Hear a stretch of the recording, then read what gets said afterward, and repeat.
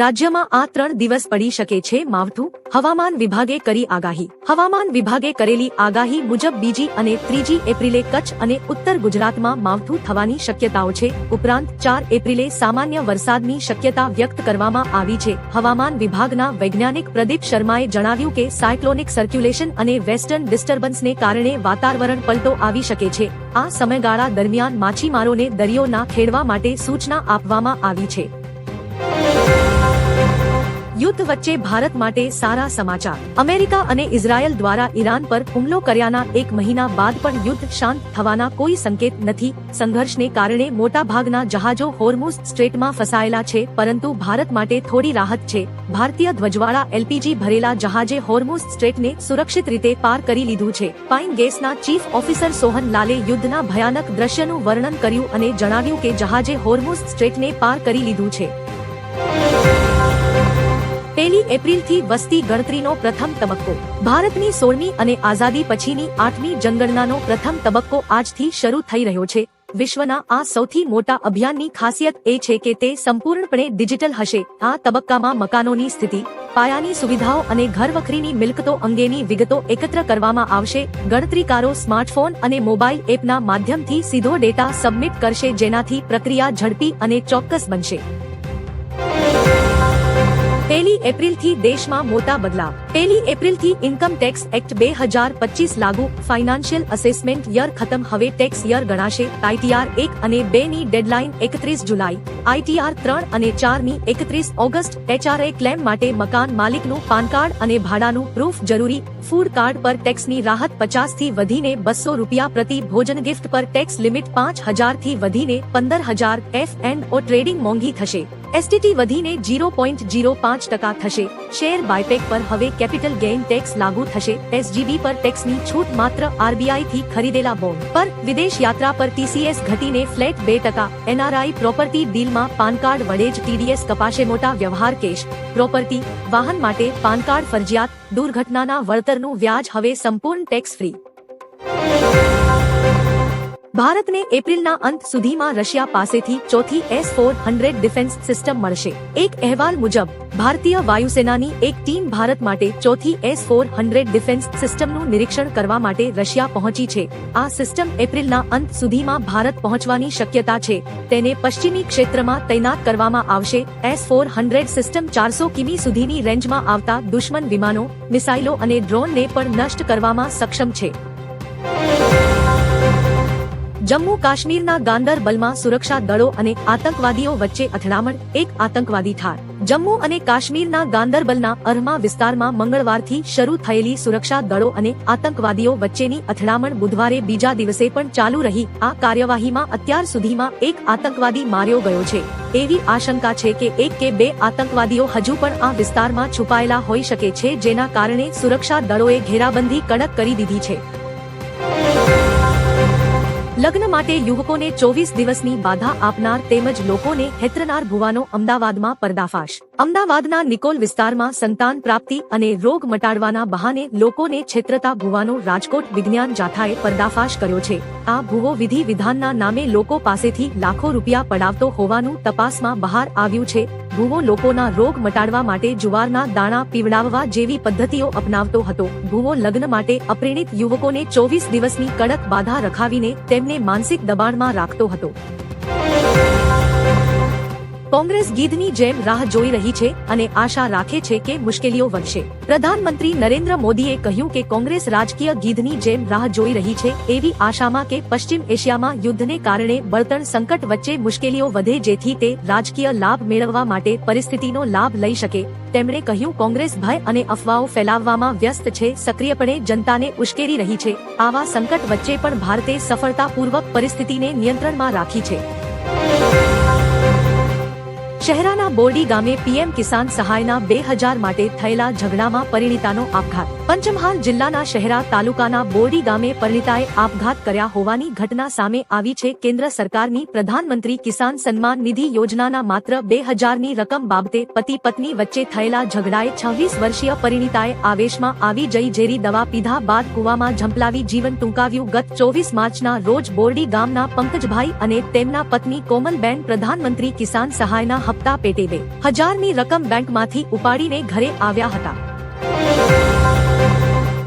Iran યુદ્ધને લઈ અમેરિકાથી મોટા સમાચાર. અમેરિકન રાષ્ટ્રપતિ ડોનાલ્ડ ટ્રમ્પ તેમના રાષ્ટ્રને સંબોધિત કરવાના છે.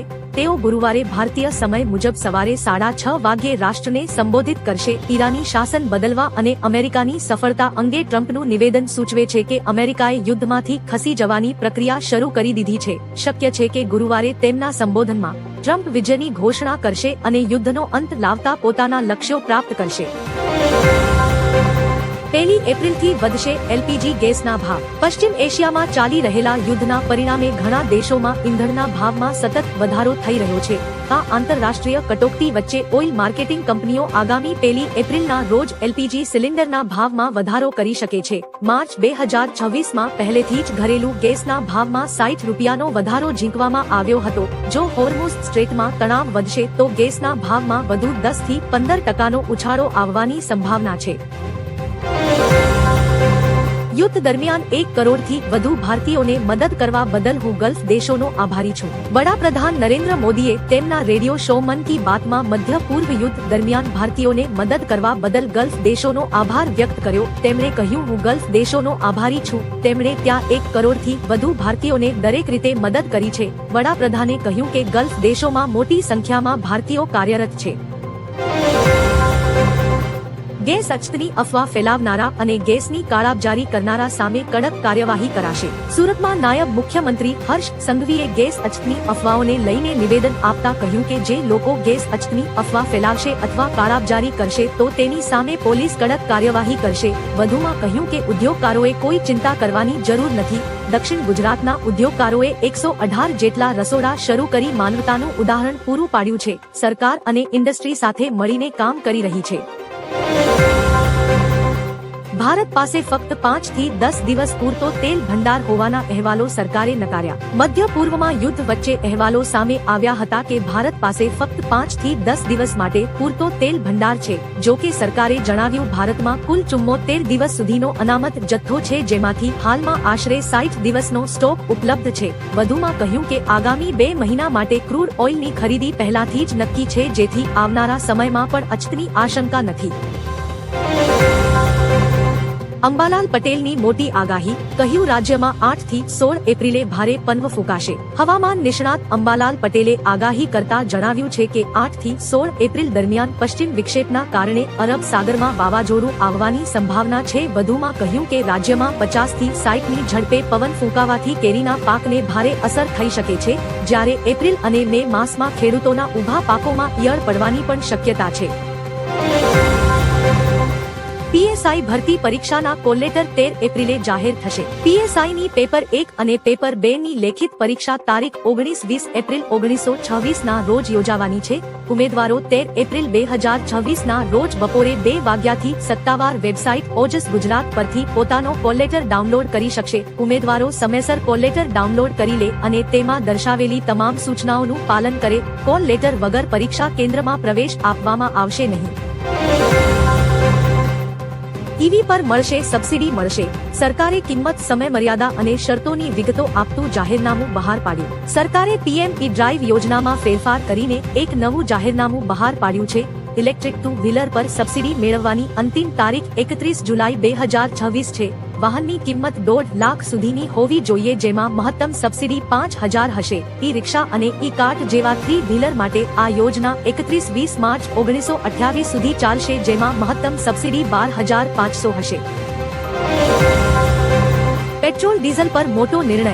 સરકાર હવે દર 15 દિવસે કિંમતોની સમીક્ષા કરશે. સરકારે જાહેરાત કરી છે કે મધ્ય પૂર્વમાં યુદ્ધના પગલે ઉદ્ભવતા સંજોગોને ધ્યાનમાં રાખીને પેટ્રોલ અને ડીઝલના ભાવની સમીક્ષા હવે દર 15 દિવસે કરવામાં આવશે. સીબીઆઈસીના અધ્યક્ષ વિવેક ચતુર્વેદીએ જણાવ્યું કે લાગુ કરાયેલા ફેરફારો પેટ્રોલિયમ ઉત્પાદનોની ઉપલબ્ધતાને પ્રાથમિકતા આપશે અને વૈશ્વિક અનિશ્ચિતતા વચ્ચે દેશ માટે ઉર્જા સુરક્ષા સુનિશ્ચિત કરશે. સરકારે ખાતરી આપી કે તેલ કે ગેસની હાલ અછત નથી.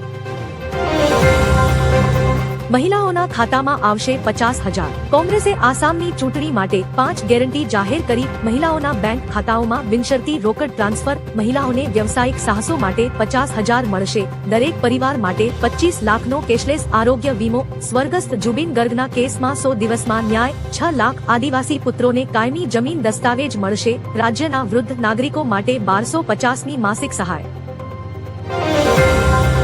મન કી બાતમાં પીએમ મોદીની ખાસ અપીલ. વડાપ્રધાન નરેન્દ્ર મોદીએ મન કી બાત કાર્યક્રમમાં મધ્ય પૂર્વમાં ચાલી રહેલા સંઘર્ષ અને વૈશ્વિક ઉર્જા સંકટ અંગે ચિંતા વ્યક્ત કરી છે. તેમણે જણાવ્યું કે છેલ્લા 1 મહિનાથી ચાલી રહેલા આ યુદ્ધની અસર વિશ્વ પર પડી રહી છે. પીએમ મોદીએ વિશ્વાસ અપાવ્યો કે જેમ ભારતે કોવિડ-19 પર વિજય મેળવ્યો હતો તેમ આ કટોકટીનો પણ મક્કમતાથી સામનો કરવામાં આવશે. નાગરિકોને અફવાઓથી દૂર રહેવા આગ્રહ કર્યો હતો. હવામાન વિભાગની ઘાતક આગાહી. ભર ઉનાળે હવામાન વિભાગે કમોસમી વરસાદની આગાહી કરી છે.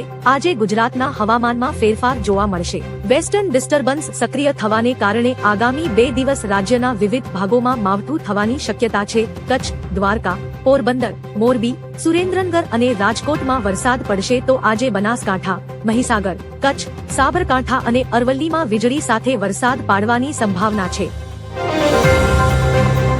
સાવરકુંડલાના મિતિયાળા પંથકમાં ભૂકંપનો આંચકો. ખાંભા ગીર વિસ્તારમાં આજે સાંજે 4 વાગ્યે જોરદાર ભૂકંપનો આંચકો અનુભવાયો હતો. નાના વિસાવદર, નાની ધારી, ઇંગોરાળા અને અનીડા સહિતના ગામોમાં લોકોમાં ભયનો માહોલ છવાઈ ગયો હતો અને સ્થાનિકો ઘરની બહાર દોડી આવ્યા હતા. ભૂકંપ વિજ્ઞાન કેન્દ્ર અનુસાર આ આંચકાની તીવ્રતા રિક્ટર સ્કેલ પર 3 મેગ્નિટ્યુડ નોંધાઈ છે.